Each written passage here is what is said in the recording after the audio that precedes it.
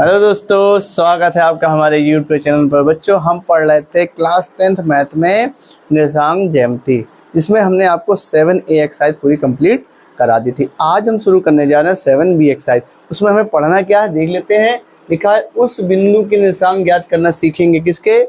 जो दिए हुए दो बिंदुओं को मिलाने वाली रेखा को दिए हुए अनुपात में विभाजित करता है। मतलब आपको दो बिंदु दिए जाएंगे और वो दो अनुपात में विभाजित हो रहे होंगे, तो वो जो बिंदु है उसको अनुपात में विभाजित कर रहा है, उसको हम कैसे निकालेंगे। उसके लिए हम फार्मूले को यहाँ पर डेरिवेट करना आपको बताएंगे।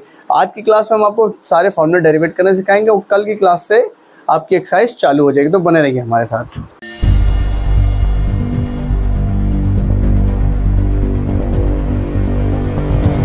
तो बच्चों, हाजिर हैं हम फार्मूले को लेके। देखिए क्या करना है आज हमें। तो हमें वो बिंदु ज्ञात करना है जो दिए हुए दो बिंदुओं को मिलाने वाली रेखा को क्या करता है, जिस अनुपात में विभाजित करता है, उस बिंदु को हमें ज्ञात करना। तो यहाँ बेटा दो केस बनते हैं। दो केस कैसे बनते हैं? मान लीजिए एक पॉइंट है, जैसे ये ए पॉइंट है और ये बी पॉइंट है। एक रेखा हो गई, दो बिंदु, जैसा कहा कि दो बिंदु हो गए।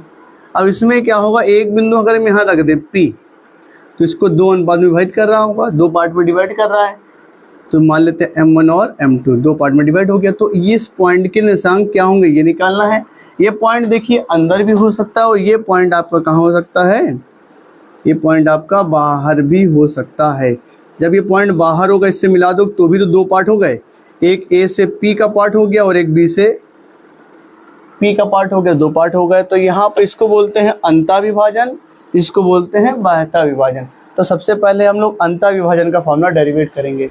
तो देखिए ध्यान से, क्या लिखेंगे हम लोग, इसको हम कर देते रफ। तो अंतःविभाजन वाला आज हम फॉर्मूला डेरिवेट करने वाले हैं।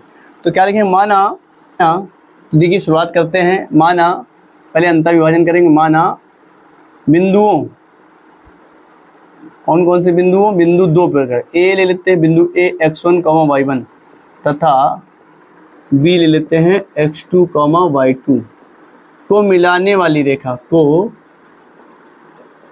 मिलाने वाली रेखा को बिंदु P, यहाँ पे एक बिंदु लेना पड़ेगा। बिंदु P क्या करता है, जो है x और y, x, y, ठीक है, M1 अनुपाते M2 में अंतः विभाजित करता है। M1 अनुपाते M2 में अंतः विभाजित करता है, ठीक है। तो हमने ये मान लिया कि दो बिंदु हैं A और B, ठीक, इसको मिलाने वाली एक रेखा है। उस रेखा पर एक बिंदु है P जो इसको M1 अनुपाते M2 में विभाजित करता है। तो X और Y हम कैसे निकालेंगे, तो देखिएगा ध्यान से। तो यहाँ पे हम क्या मान लेते हैं, ये A पॉइंट है और ये पॉइंट क्या है, B है, ठीक। यहाँ पर निर्देशाक्ष बना लेते हैं। ये X अक्ष हो गया, ये Y अक्ष हो गया, ठीक है। अच्छा देखो, इसके पॉइंट हमने लिखे हैं x1, y1। तो आप ध्यान से समझ सकते हो कि यहाँ से यहाँ तक की दूरी कितनी होगी, ये x1 होगी और ये ऊपर वाली दूरी यहाँ से ये वाली दूरी, ये दूरी होगी आपकी y1, ठीक है। ये x1 और ये y1। ऐसे ही B में देखें तो यहाँ से यहाँ तक की दूरी कितनी होगी बेटा, ये दूरी हो जाएगी आपकी y2, ठीक है। और यहाँ नीचे एकदम आगे से लेकर ही हो जाएगा x2 यहाँ तक, ठीक है। तो हम क्या करते हैं, इस लाइन को मिला देते हैं। ये लाइन को हमने मिला दिया, जैसा कि कहा गया A और B को मिलाने वाली रेखा ये हो गई AB। इसको डॉट डॉट कर दो, ये डॉटेड है ना। नेम लिख लो यहाँ पर, ट्रायंगल, चलो बना लेंगे। अब क्या करो, यहाँ से एक ऐसे लाइन ड्रॉ कर दिया हमने, ठीक है। यहाँ पर एक पॉइंट हमने P मान लिया कि P है x, y और ये था x2, y1, y2, ठीक है बेटा। देखो ध्यान से, P हमने पॉइंट मान लिया है कि x और y है। अब देखो x y के कैसा क्या करोगे, यहाँ से एक अगर परपेंडिकुलर ड्रॉ करें तो यहाँ से यहाँ तक की दूरी कितनी हो जाएगी, ये हो जाएगी हमारी x,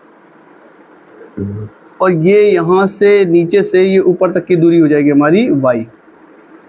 अब हमें देखो निकालना है, यहाँ पर दो ट्राइंगल लेने हैं। एक तो लेना है BA, इसका नाम देते हैं C, और एक ट्राइंगल ये बनना है, ये देखो यहाँ से भी एक लंब डर। तो दो ट्राइंगल, एक ट्राइंगल तो ये बन गया हमारा, बन रहा है, और एक ट्राइंगल ये बन गया, ठीक है।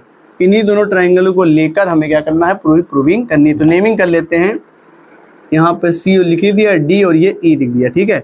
अब हमें पॉइंट से निकालने हैं, तो यहाँ के बीच की दूरी बताओ क्या होगी। ये अगर आप ध्यान से देखो, ये पूरा है x, पूरा कितना x, इस x में से इतना ही तो हटाना है, यानी x1 हटाना है, तो हो जाएगा x माइनस x1, ठीक। अच्छा ऊपर वाला देखो, ये कैसे निकालोगे, ये पूरा कितना है y2, देखो x2 सॉरी, ये x2 है, x2 से ये x तो हटाना है, तो x2 माइनस x, भाई यहाँ तक x है और यहाँ तक x2 है, तो x2 में से x को हटा दो तो ये बचेगा।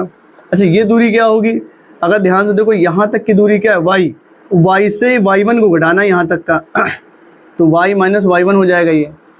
अच्छा ये दूरी बताओ कितनी होगी, ये डिस्टेंस कितनी होगी, ये वाली कितनी होगी, टोटल कितनी है y2 है, y यहाँ तक की क्या है y है, तो y2 माइनस y कर लेंगे, ठीक है। अब इन्हीं दोनों ट्रायंगलों को हमें लेना है, तो यहाँ लिख लेते हैं ट्रायंगल BDP तथा ट्रायंगल PEA क्या है बेटा, समकोण समरूप त्रिभुज हैं, ठीक है। कौन से त्रिभुज हैं, समकोण समरूप। अब समरूप कैसे, समरूप का मतलब होता है हूबहू वैसा दिखाई देना, मतलब किसी भी त्रिभुज के अगर दो एंगल बराबर होते हैं तो समकोण समरूप हो जाता है। अब यहाँ पे देखो क्या बराबर है, क्योंकि ये तो एक सीधी लाइन है ना, तो ये सीधी लाइन होने के साथ ये परपेंडिकुलर है, तो ये 90 होगा, तो ये 90 होगा, तो दो कोण बराबर, वो साथ में जब एक सीधी लाइन है तो ये संगत कोण हो जाएंगे, तो दो कोण और दो सही, एक कोण ये दोनों बराबर है, तो ये समरूप त्रिभुज हो गया। और अगर दो त्रिभुज समरूप होते हैं तो उनकी संगत भुजाओं का अनुपात बराबर होता है, तो यहाँ पर संगत भुजाओं का अनुपात बराबर होगा, तो लिख लेते हैं संगत भुजा।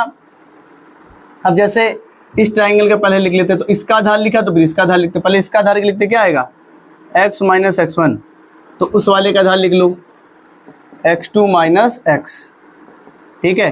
अब इसका लंब लिख लेते हैं y माइनस y1, उस वाले का लंब लिख लो y2 माइनस y, अच्छा यहाँ पे अनुपात भी लिख लेते हैं, m1 अनुपात का है और ये m2 अनुपात है। अब इस वाले का कर्ण लिख लेते हैं तो m1 आ जाएगा, उस वाले का कर्ण लिख लेंगे तो m2 आ जाएगा। मतलब याद रखना, पहले हमने यहाँ से स्टार्ट किया, पहले इसका आधार, फिर इसका आधार, फिर इसका लंब, फिर उसका लंब, इसका कर्ण और उसका कर्ण लिख लिया। अब आप क्या करिए, पहले वाले के साथ तीसरे को ले लेंगे, फिर दूसरे वाले को तीसरे के साथ ले लेंगे, तो हमारा फॉर्मूला आने लगेगा। तो क्या लेते हैं, फर्स्ट और लास्ट टर्म से लिख लेते हैं, फर्स्ट एंड थर्ड टर्म से, ठीक है बेटा। तो फर्स्ट और थर्ड लिख लेते हैं, ठीक है, ये हमने लिख लिया। अब आपको क्या करना है, क्रॉस मल्टीप्लाई कराना, इसका मल्टीप्लाई यहाँ करना, इसका मल्टीप्लाई, तो इसका इसमें मल्टीप्लाई करो क्या आएगा, y m2 x माइनस का x1, इसका इधर करोगे तो क्या होगा m1 x, ठीक, मल्टीप्लाई करा दीजिए तो हो जाएगा m2 x माइनस का m2 x1 बराबर m1 x2 माइनस का m1 x। अब आप क्या करो, x वाले टर्म एक तरफ कर लो, ठीक है, तो x वाले टर्म यहाँ पे हम रफ कर देते हैं, ठीक, ये देखो x वाले टर्म एक तरफ कर लो, तो m2x ये माइनस का इधर आएगा तो क्या हो जाएगा, प्लस का m1x, ठीक है बेटा। देखो क्या हुआ, m2x है, m1 इसको इधर ले आए, अब देखो इसको इधर ले जाते हैं, ठीक है, तो यहाँ पे बचेगा m1x2, ये माइनस का उधर जाएगा तो क्या होगा, प्लस, इसको रफ कर दो थोड़ा सा, m2x1, ठीक है। अब यहाँ से आपको क्या कॉमन दिख रहा है, अगर ध्यान से देखो तो x कॉमन है, तो क्या होगा m1 प्लस m2, और यहाँ पे क्या है m1x2 प्लस का m2x1 बटे में क्या, अभी इसको नीचे भेज देंगे अगले स्टेप में, तो हो जाएगा m1x2 प्लस का m2x1 बटे, इस चीज़ को नीचे भेज दो m1 प्लस m2, तो ये x का फॉर्मूला आ गया। मतलब आपको अगर x निकालना होगा तो ऐसे निकालोगे, देखो कितना आसान फॉर्मूला, m1x2 1 के साथ 2 और 2 के साथ 1 और m1 प्लस m2। अब इसी प्रकार जब आप सेकेंड और थर्ड लोगे तो y की वैल्यू क्या आएगी, y बराबर आएगा, देखो फॉर्मूला कैसे लिखेंगे, m1 जैसे इसमें आया वैसे सेम आएगा, m1y2 जैसे m1x2 आया है m1y2 प्लस m2x1 y1 बटे m1 प्लस m2, तो ये आपका फॉर्मूला डेरिवेट होकर आ जाएगा, ठीक है। तो ये आ जाएगा, देखो यहाँ से m1x2 प्लस m2x1 बटे m1 प्लस m2, यहाँ पे क्या m1y2 प्लस m2y1 बटे m1 प्लस, ये फॉर्मूला कब लगाओगे, जब कोई बिंदु किसी दी गई रेखा आपको अंता विभाजित करता है और अंता विभाजन के साथ साथ आपको अनुपात देता है। अब इसमें क्या चीजें हैं, आपको कभी कभी अनुपात नहीं दिया जाएगा, पॉइंट दिया जाएगा, तो अनुपात निकालना पड़ेगा, और अगर अनुपात दे दिया पॉइंट निकालना पड़ेगा। कभी कभी ए गायब कर देते, कभी बी गायब कर देते, कभी पी गायब कर देते, कभी अनुपात गायब करते, तो ये इसी में से घुमा फिरा के हमें वैल्यूओं वो निकालना है। तो ये तो था अंता विभाजन का। अब समझेंगे बाह्यता विभाजन का। तो बाह्यता विभाजन का फॉर्मूला कितना आसान है, इसी से हम बता देते हैं। ठीक है, इसको हम कर दे रहे रफ। देखो बाह्यता विभाजन भी आप पूरा डेरिवेट करोगे तो कुछ ऐसा ही आएगा। ये तो अंता विभाजन के लिए था, बाह्यता विभाजन के लिए क्या करोगे, बाह्यता विभाजन, ठीक, बाह्यता विभाजन के लिए आपको कुछ नहीं करना, दोनों जगह केवल माइनस लगा देना। कैसे, तो x बराबर हो जाएगा m1 x2 माइनस का m2 x1 बटे m1 minus m2। Class 10th में डेरिवेशन नहीं है कि फॉर्मूला कैसे आया प्रूव करो, केवल इस फॉर्मूले पर आधारित सवाल है, तो आपको डेरिवेशन नहीं आया तो कोई दिक्कत नहीं, समझ गए तो अच्छी बात। केवल आप फॉर्मूले को याद कर लीजिए कि अंतर विभाजन में ये फॉर्मूला लगाना है और बाह्यता विभाजन में ये फॉर्मूला लगाना है, m1 y2 माइनस का m2 y1 बटे m1 माइनस m2। ठीक है, तो अंतर विभाजन ये प्लस वाला, बाह्यता विभाजन माइनस वाला। ठीक है, अच्छा एक चीज यहाँ पर और आती है, इसको हम थोड़ा सा रफ करेंगे। ठीक है, इसको हम कर देते रफ। ये फॉर्मूला लिखा रहने दीजिए अंतर विभाजन का। यहाँ पर हम एक चीज और बताएंगे, चलिए देखिए, चलो अच्छा रफ तो कर ही दिया, कर ही देते हैं। अब देखो ध्यान से, अभी आपने देखा कि ये पॉइंट ए रेखा थी, ये बी था पॉइंट, यहाँ पर पी था और m1 अनुपात m2 में डिवाइड कर रहा था दो पार्ट में। अगर मान लो ये बीचों बीच पॉइंट हो जाए, मानी मध्य में आ जाए, पी कहाँ आ जाए, मध्य में आ जाए, और जब मध्य में आएगा तो अनुपात तो बराबर हो जाएंगे, यानी m1 बराबर m2 हो जाएगा, हो जाएगी नहीं, अनुपात बराबर हो जाए तो मध्य बिंदु हो जाएगा। तो यहाँ पर जब मध्य बिंदु आ जाएगा तो देखो ध्यान से, तो m1 और m2 बराबर हमने क्या लिख लिया, m। तो अब x बराबर, देखो फॉर्मूला हमारे पास क्या था, m1 x2 plus m2 x1 बटे m1 प्लस m2। अगर बीचों बीच आ गया, नहीं m और m2 बराबर हो गए तो उसकी जगह m लिख दिया, तो रख के देखो क्या आता है, mx2 प्लस mx1 बटे m प्लस m। तो ऊपर क्या आएगा बेटा, m कॉमन ले लो तो x1 प्लस x2 हो गया, नीचे आ गया 2m, m से m क्या हो गया, कट गया, तो x की वैल्यू क्या आएगी, x1 प्लस x2 बटे 2। और वही अगर y में रख दोगे तो y आएगा y1 प्लस y2 बटे 2। तो ये किस चीज का फॉर्मूला आ गया, याद दीजिएगा, ये P मध्य में है तो मध्य बिंदु के निर्देशांक निकालने का फॉर्मूला आ गया।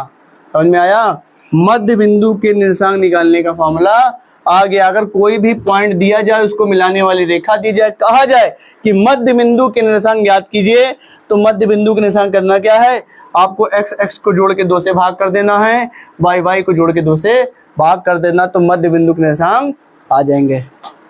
उम्मीद करते हैं आपको फॉर्मूला अच्छे से समझ में आ गया होगा। हमने फॉर्मूला पढ़ लिया अंतर विभाजन का, पढ़ लिया बाह्यता विभाजन का और पढ़ लिया मध्य बिंदु का। अब इसी पर आधारित एक्सरसाइज है आपकी 7B। ठीक है, तो आप बताएंगे एक्सरसाइज को, तब तक के लिए जय हिंद।